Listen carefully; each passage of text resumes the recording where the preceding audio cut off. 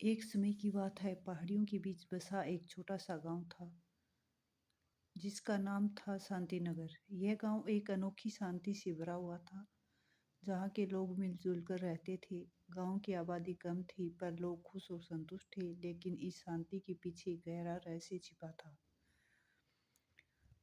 लेकिन इस गांव के बाहर एक ऐसा स्थान था जिसे सुनकर ही लोगों की रूह कांप जाती थी। गांव के बाहर घने जंगल के बीच एक पुरानी टूटी फूटी हवेली थी।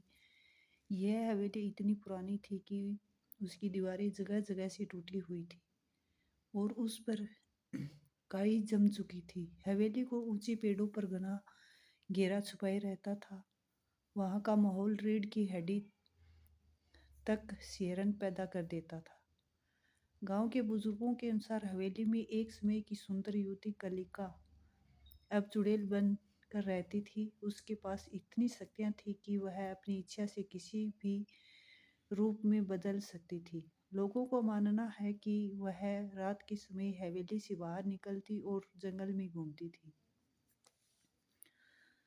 उस हवेली का नाम सुनते ही लोगों के चेहरे की रंग बदल जाते थे और वहां जाने की बात तो दूर, उनकी ओर देखने से भी लोग घबराते थे। बच्चे उसे हवेली के बारे में कहानियां सुनकर डरते और रात को अकेले कहीं जाने से डरते थे। हवेली के आसपास का वातावरण हमेशा रहस्यमय और डरावना रहता था। हवेली के पास कोई भी जीव जंतु भी नहीं दिखते थे, जैसे कि वहां जीवन पूरी तरह से समाप्त हो चुका हो। एक बार गांव में एक अजनबी आया। वह देखने में एक साधारण यात्री लगता था, लेकिन उसकी आंखों में एक अजीब सी चमक थी। उसका नाम अर्जुन था। अर्जुन के बारे में गांव के लोग ज्यादा कुछ नहीं जानते थे, लेकिन वह बहुत ही साहसी और निर्भीक दिखाई देता था। उसने गांव के कुछ लोगों से उस पुरानी हवेली के बारे में सुना और उसमें कुछ ऐसा था जो उस ओर खींच रहा था। वह जानना चाहता था कि आखिर इस हवेली में ऐसा क्या है जिसे सुनकर लोग कांप जाते हैं। एक दिन अर्जुन ने गांव के मुखिया से मुलाकात की और उनसे उस हवेली के बारे में विस्तार से पूछा। मुखिया ने उसे बताया कि कई साल पहले गांव के कुछ लोगों ने उस हवेली में जाने की कोशिश की थी, लेकिन वे वापस नहीं लौटे। गांव में यह बात फैल गई कि हवेली में जाने वाले लोग कभी वापस नहीं आते। इस घटना के बाद किसी ने भी वहां जाने की हिम्मत नहीं की। लेकिन अर्जुन इन कहानियों से डरता नहीं। उसे यह बातें किसी पुराने किस्से की तरह लग रही थी, जिनमें सच्चाई कम और अफवाहें ज्यादा होती हैं।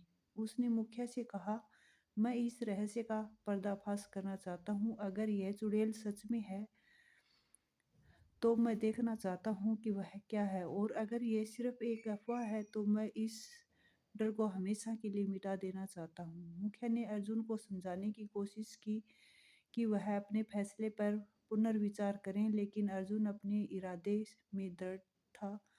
उसने ठान लिया कि वह हवेली जाएगा और वहां छुपे रहस्य को सुलझाएगा। गांव के लोग उसे रोकने की कोशिश करते रहे, लेकिन अर्जुन अपने निर्णय पर अडिग था। अगली सुबह सूरज की पहली किरण के साथ ही अर्जुन ने हवेली की ओर अपना सफर शुरू किया। गांव के लोग दूर खड़े होकर उसे जाते देख रहे थे। उसकी आंखों में चिंता और भय स्पष्ट दिखाई दे रहा था। हवेली की ओर जाते हुए अर्जुन ने महसूस किया कि जैसे जैसे वह हवेली के करीब जा रहा था, वातावरण में एक अजीब सी घुटन बढ़ती जा रही थी। पेड़ों के पत्ते हवा में सरसराहट कर रहे थे, लेकिन वह कोई सामान्य आवाज नहीं थी। उसमें कुछ अजीब था, जैसे कोई उनमें कुछ कहने की कोशिश कर रहा हो। अर्जुन की आंखों में जिज्ञासा और साहस की एक अनोखी चमक थी। डर तो नजरअंदाज करते हुए उसने तय किया कि वह इस रहस्य से पर्दा उठाकर ही रहेगा। हवेली के मुख्य द्वार पर एक पुराना ताला लगा हुआ था, जो शायद सालों से नहीं खुला था। अर्जुन ने अपने साथ लाए औजारों से ताला तोड़ने की कोशिश की, लेकिन ताला इतना मजबूत था कि वह आसानी से नहीं टूट रहा था। थोड़ी देर की कोशिश के बाद आखिरकार ताला टूट गया और अर्जुन ने भारी लकड़ी के दरवाजे को धकेला। दरवाजा खुलते ही एक ठंडी हवा का झोंका अर्जुन के चेहरे पर पड़ा। अंदर का दृश्य बेहद बेहद डरावना था। चारों ओर धूल और मकड़ी के जाले थे, पर फर्श पर बिखरे हुए पुराने कागज और टूटी फूटी चीज़ें दिखाई दे रही थी। हवेली के अंदर एक अजीब-सी गंध फैली हुई थी, जो साँस लेते ही गले में चुभन पैदा कर रही थी। लेकिन अर्जुन ने अपने डर को काबू में रखा और हवेली के अंदर कदम रखा। अर्जुन ने जैसे ही अंदर कदम रखा, उसे महसूस हुआ कि हवेली की हर दीवार के पीछे एक अदृश्य नज़र उसे घूर रही थी। कभी-कभी उसे ऐसा महसूस होता था कि कोई उसके पास से गुजर रहा हो, लेकिन जब वह पीछे मुड़कर देखता तो वहाँ कुछ नहीं होता। हवेली के अंदर एक बड़ी सीढ़ी थी जो ऊपर की ओर जा रही थी। अर्जुन ने तय तय किया कि वह ऊपर जाकर देखेगा कि वहाँ क्या है।